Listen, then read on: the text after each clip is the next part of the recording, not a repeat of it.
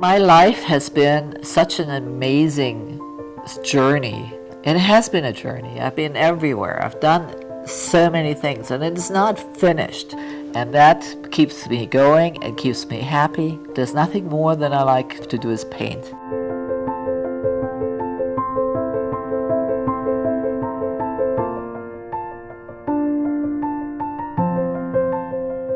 Meanwhile, the Allied strategic air assault on Fortress Europe went on with ever-mounting. I was born in September 1939. That was the month the war broke out. And it was a pretty rough beginning of my life, because what I remember is the sound of bombs falling. When all around me I saw fire coming out of the sky and the bombs going past me. And it was a terrifying experience. I've had a pretty difficult childhood because, first of all, there was the war. Secondly, there wasn't any food. We would get up in the middle of the night and go into potato fields and see if we could find leftover potatoes. I went to school in Munich, and I went to high school in Munich, and then I decided that I really wanted to learn languages. And I left home. I lived in Switzerland. I studied French in Lausanne, and so I spent 1 year there as an au pair girl. So after Lausanne, I went back to Munich for a little bit, then I went to England and I decided I want to study English. Then I got this fabulous job in Soho at a really, really wonderful restaurant, Chez Auguste. And I thought, oh my God, now I have a really grown-up job.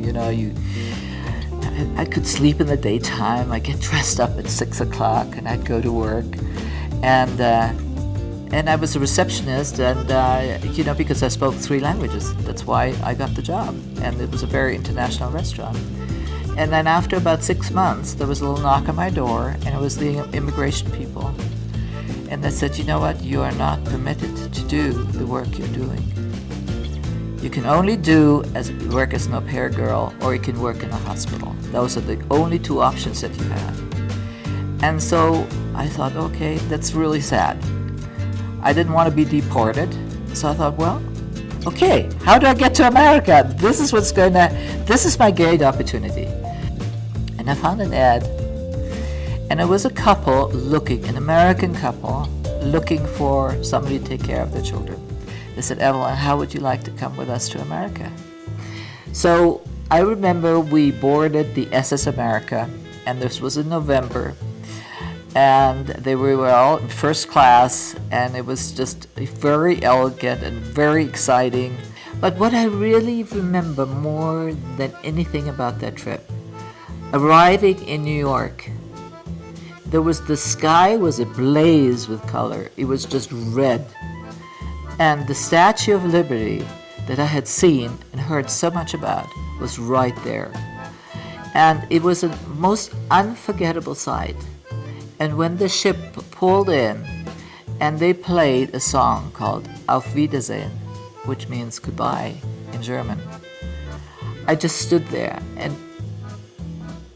I was just speechless, and I was crying. And I was crying not because I was sad, but I was crying because I did say goodbye to my life in Europe, my life in Germany. By the time I was 21, my dream had come true. I had moved to California, and I was living in a home right on the ocean in La Jolla, and that's where I made a lot of friends. One of the couples I met, it was Virginia and Lamar Boren. And Lamar was a cinematographer who specialized in underwater. And they were really lovely people.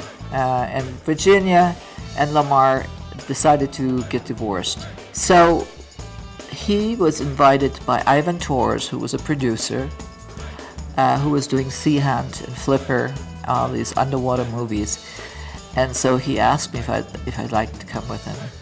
And I said, I don't want to be a captain. But this idea of traveling with Lamar to film in different parts of the world was kind of a nice thought too.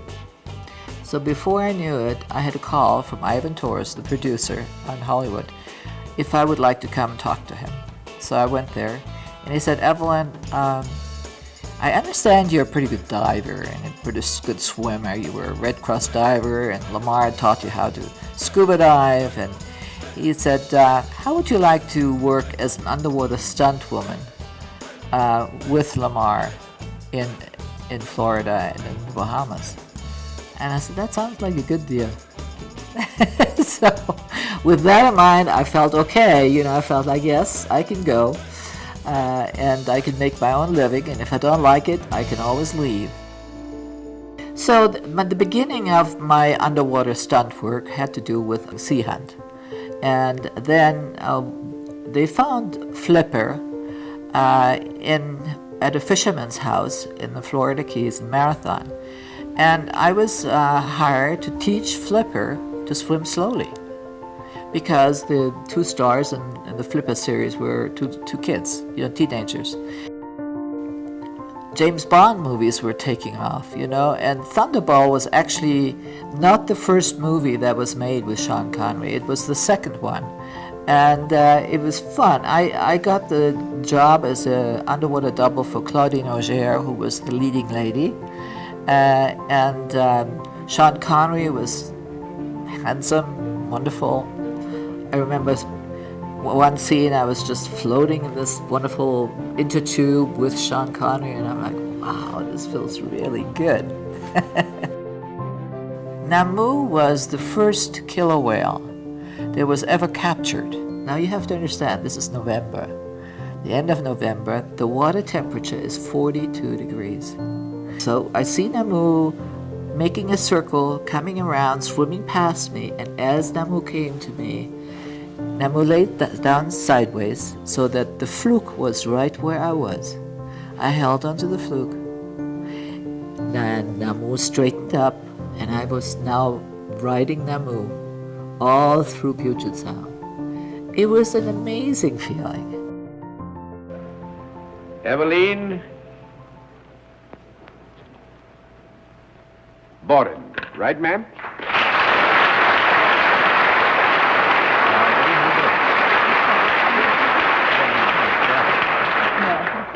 Is it Miss or Mrs. Boren? Mrs. Mrs. Boren, where are you from?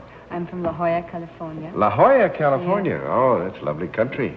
Lovely. We were out there late spring. Very nice indeed. All right, Mrs. Boren, may I present our panel? And now, would you join me over here, please, ma'am? And we'll let the audience in the theater and the audience at home know exactly what your line is.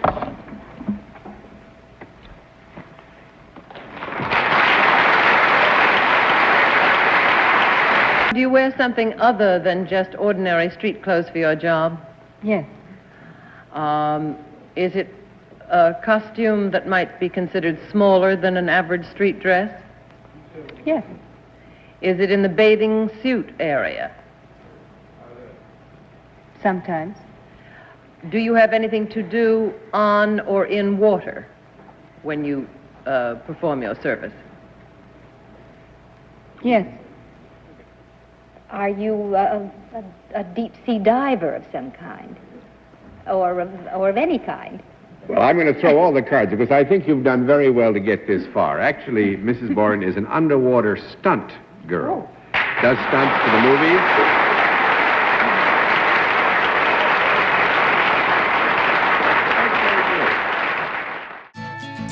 So my painting career really started in 1961 when I was living in the Bahamas, and I was working on a number of different movies and television productions and whatnot.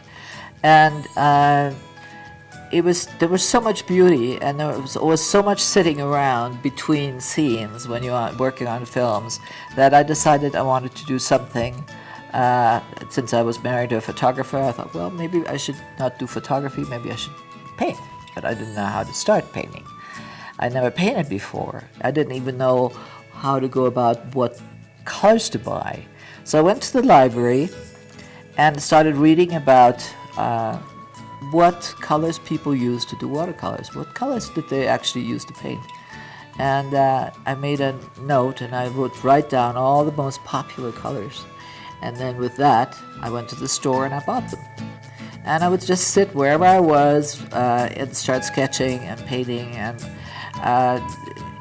immediately I had a show. I was selling my work, and that was the beginning, and I've never stopped painting ever since. As painting is my life, my passion, and it always will be my passion. And now I've been represented in some amazing homes around the world, and I have, I don't know, over 5,000 original paintings hanging in private collections around the world. And I feel very honored. I mean, to this day, it doesn't matter where I go, it's always somebody says, oh, I have a friend who has one of your paintings, or I've seen one of your paintings here or there or there. And so around the world, people know who I am, or they know somebody that has one of my paintings. What I love about Evelyne's work is that she has stayed true to her artistic vision throughout the decades. She's always stayed true to it, yet she's grown as an artist through it all, you know, and that's what's really fun, is to watch her grow. Just seeing some of her more recent works here in the last week and seeing that, yeah, it's better than it's ever been before. She's continuing to evolve. So her staying power in the midst of an art market that kind of made a real major shift, not just in this town, but across the country, but she stayed true to her mission, and it's worked, yet she's still growing as an artist. And you can see the messages and the talent just oozing back at us. When I first came to Santa Fe, and we were looking for some property here, I felt like I needed to have water. You know, it was like the water was missing here. But I realized what took over was the skies. The skies of Santa Fe and New Mexico are just so amazing. So I started doing a whole series of sky paintings, and I love the adobe and the chimisa, and you know, it's just a very special place. It's unlike any other place in the United States. And then you get into these little villages where they have these little adobe churches and moradas, and I was fascinated by them. You know, I just think they were beautifully designed, and they just fit so well into this countryside. And I started painting a lot of them, and I love painting them. Many of my paintings will have little moradas in them, even though there are landscapes and there are big skies, and there are, you know, there's a lot of things. Is always a building or a path leading to one of the churches or one of the moradas. And the light is what I'm after. The darks, the shadows, and the sunlight coming through, and just choosing a subject that just, it's like you turn on the switch and it lights up, and that's my favorite thing. I would say that she's probably one of the most significant artists that's been in major galleries in Santa Fe almost all of her career. I can count 3 galleries or 4 galleries before she reached this relationship with Acosta Strong. I met Carlos and John when they had a gallery in the beginning of Canyon Road, and we started having a conversation, and Carlos said, you know, I've always loved your work. I would love to represent you. To be represented at the right gallery is a very, very important aspect. There has to be a love affair between the gallery owner and the artist. When we decided to work with Evelyne, we felt she was the right fit for this gallery. One, because she's amazing at what she does, but it also, she just brings a certain quality to the gallery. And we just love representing her work in this gallery. We think it fits perfectly with our other collections. We have had an amazing time together. He has been wonderful to me. He has encouraged me. He has represented me beautifully, and I'm forever grateful to have representation in such a nice gallery. We've collected historic art for 40 years and kind of took the blinders off when we saw Evelyne's painting, and it just moved me and moved Cindy, and we made a decision within a very few minutes that we would like to own the painting. I think the very beauty of the landscape and the painting itself attracts you, but then I think the emotion is more of serenity and tranquility. So that's something you can enjoy every day looking at the painting. I really look for not only a very personal and unique style of the landscape painters I collect, but a subject matter. Sometimes it's subtle, sometimes prominent.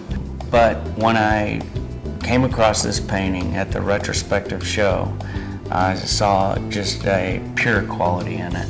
She's always shown with some of Santa Fe's best galleries, and I think that sets a standard for the community. Landscapes always sell very well in this town. She elevates the landscape to a different level. The other artists now have to not imitate her style, but realize they've got to raise their game, because look what this woman is doing. You know, I'm a very prolific painter, and I love all three areas for different reasons. I mean, Mexico, it's the beach scene, the ocean and everything. In Santa Fe, it's the skies, the adobes, and of course Europe is, I am European, and so I love going to Europe to paint, and it's like there's a painting on every corner. And so I've divided my time between painting in all three places. And Europe in particular, I used to go every year, and one day I thought, you know what, why don't I organize a class in Europe that I get paid to go there instead of having to pay? And so about 20 years ago, or 25 years ago, I organized some classes in the Provence, and then later in Tuscany, and I've gone back every single year teaching there.